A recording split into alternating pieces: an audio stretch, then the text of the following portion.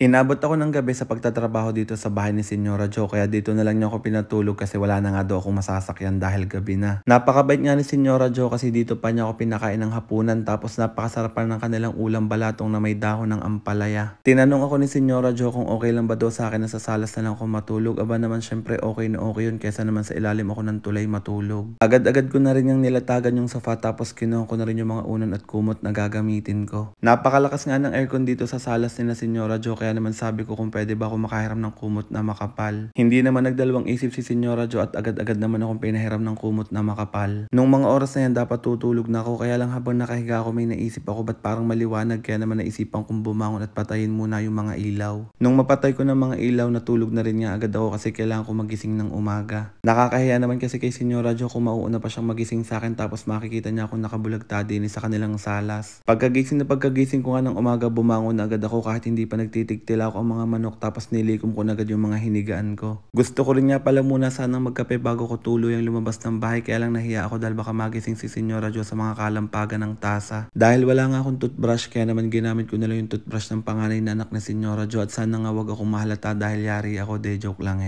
Ay siya mahaba-haba na tong kalokohang to kaya naman tatapusin ko na to. So hanggang dito na lang. Toink toink!